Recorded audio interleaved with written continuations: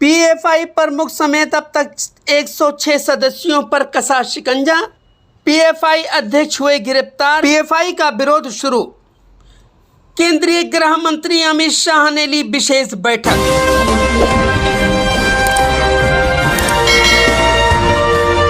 मैं सुल्तान रिजवी और आप देख रहे हैं डीडीएस टीवी न्यूज। दर्शकों, टेरर फंडिंग मामले में एनआईए और ईडी की 13 राज्यों में रेड के बाद कर्नाटक और केरल में यह पीएफआई कार्यकर्ताओं ने विरोध प्रदर्शन किया। आतंकवादियों की कमर तोड़ने के लिए आज राष्ट्रीय जांच एजेंसी और परिवर्तन निदेशालय ने तमिलनाडु, केरल समेत 13 राज्यों में पीएफआई के ठिकाने पर छापेमारी की। छापेमारी के दौरान 100 से अधिक लोगों को गिरफ्तार किया गया। जिन राज्यों में एनआईए ने छापेमारी की उनमें केरल, तमिलनाडु, कर्नाटक, आंध्र प्रदेश, तेलंगाना, बिहार, पश्चिम बंगाल, उत्तर प्रदेश, राजस्थान, दिल्ली, असम, मध्य प्रदेश और महाराष्ट्र भी शामिल है। पीएफआई और उससे जुड़े लोगों की ट्रेनिंग गतिविधियों, टेरर फंडिंग और लोगों को संगठन से जोड़ने के खिलाफ ये अब तक की सबसे बड़ी कार्रवाई है। एनआईए और ईडी ने मलप्पुरम जिले के मंजेरी में पीएफआई के राष्ट्रीय अध्यक्ष ओम सलाम के अलावा पीएफआई के दिल्ली हेड परवेज अहमद के घर छापेमारी की और गिरफ्तार कर लिया है।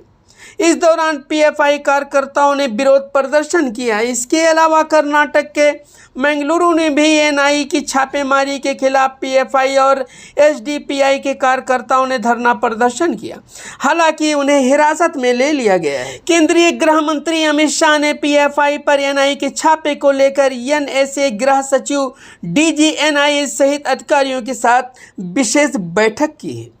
एनआईए, ईडी और राज्य पुलिस की संयुक्त टीमों ने 11 राज्यों में अब तक कुल 106 पीएफआई सदस्यों को गिरफ्तार किया है, जिनमें आंध्र प्रदेश से 5, असम से 9, दिल्ली से 3, कर्नाटक से 20, केरल से 22, मध्य प्रदेश से 4 और महाराष्ट्र से 20 और पांडिचेरी से 3, राजस्थान से 2, तमिलनाडु से 10 और यूपी से 8 लोगों को गिरफ्तार किया गया है। पीएफआई के राष्ट्रीय, राज्य और स्थानीय स्तर के नेताओं के घरों में छापेमारी हो रही है। राज्य समिति कार्यालय पर भी छापेमारी की जा रही है। संगठन ने एक बयान में कहा है कि असहमत की आवाज़ को दबाने के लिए फांसीवादी शासन द्वारा एजेंसियों का बेजा इस्तेमाल करने के कड़े कदमों का हम विरोध करते हैं। एनआईए के अधिकारी तमिलनाडु के डिंडीगुल जिले के popular front of India PFI party कार्यालय पर छापेमारी की। पीएफआई के 50 से ज़्यादा सदस्यों ने एनआईए की छापेमारी के खिलाफ पार्टी कार्यालय के बाहर प्रदर्शन किया। असम पुलिस ने राज्य भर में पीएफआई से जुड़े 9 लोगों को हिरासत में लिया है। एक वरिष्ठ अधिकारी ने समाचार एजेंसी के हवाले से बताया है कि कल रात असम पुलिस और एनआईए ने संयुक्त रूप से गुवाहाटी के हाटी गांव इलाके में अभियान चलाया और पीएफआई से जुड़े राज्य भर में 9 लोगों को हिरासत में लिया। चार्जशीट में जिन लोगों के नाम शामिल हैं उनमें हैं रऊफ शरीफ, कैंपस फ्रंट ऑफ इंडिया के राष्ट्रीय अध्यक्ष, कोषाध्यक्ष अतीकुर रहमान, दिल्ली स्थित सीएफआई के महासचिव मसूद अहमद, पीएफआई से जुड़े पत्रकार सिद्दीकी कंपन और मोहम्मद आलम के नाम शामिल हैं। वहीं मध्य प्रदेश के इंदौर और उज्जैन में भी एनआईए ने पीएफआई के ठिकानों पर छापा मारा है। पीएफआई के मध्य प्रदेश लीडर को गिरफ्तार कर लिया है। 4 नेता इंदौर और उज्जैन से गिरफ्तार किए गए हैं। वहीं उत्तर प्रदेश की राजधानी लखनऊ समेत पूर्वांचल और पश्चिम उत्तर प्रदेश में यूपीएटीएस व एनआईए की छापेमारी में 2 संदिग्ध को लखनऊ से हिरासत में लिया गया है। यही नहीं, बिहार के पूर्णिया के राष्ट्रीय जांच एजेंसी एनआईए पीएफआई कार्यालय में तलाशी ले रही है। वहीं पॉपुलर फ्रंट ऑफ इंडिया के कार्यकर्ताओं ने छापेमारी के खिलाफ गुरुवार को पूरे केरल में विरोध प्रदर्शन किया। संगठन ने केंद्रीय जांच एजेंसियों के खिलाफ अपने मजबूत विरोध को चिन्हित करने के लिए शुक्रवार को दक्षिणी राज्य में सुबह से शाम तक की हड़ताल का आह्वान किया है। पीएफआई के एक बयान में कहा गया है कि उसकी राज्य समिति ने पाया कि नेताओं की गिरफ्तारी राज्य प्रायोजित आतंकवादी का हिस्सा थी।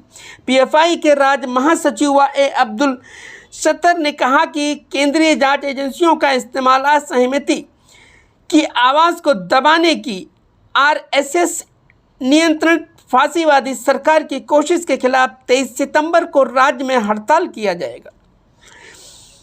उन्होंने बयान में कहा कि हड़ताल सुबह 6 बजे से शाम 6 बजे तक होगी। पॉपुलर फ्रंट ऑफ इंडिया यानी पीएफआई का गठन 17 फरवरी 2007 को हुआ था। ये संगठन दक्षिण भारत में 3 मुस्लिम संगठनों का विलय करके बना था, जिनमें केरल का national democratic front, Karnataka forum for डिक्टिकी और तमिलनाडु का मनीथानीत पसराई शामिल थे। पीएफआई का दावा है कि इस वक्त देश में 23 राज्यों में संगठन सक्रिय है। देश में स्टूडेंट इस्लामिक मूवमेंट यानी सिमी पर भी बैन लगने के बाद पीएफआई का विस्तार तेजी से हुआ।